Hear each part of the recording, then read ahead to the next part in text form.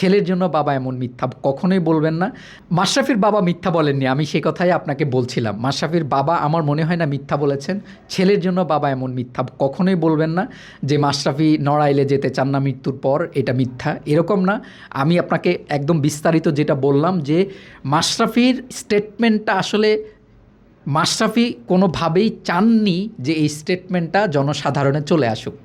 যেহেতু এই স্টেটমেন্টটা জনসাধারণে চলে এসেছে, সেজন্যই এই স্টেটমেন্টটা চেঞ্জ করা। নয়তো মাশরাফির বাবা মাশরাফি যা বলেছেন সেই কথাটাই বলেছেন।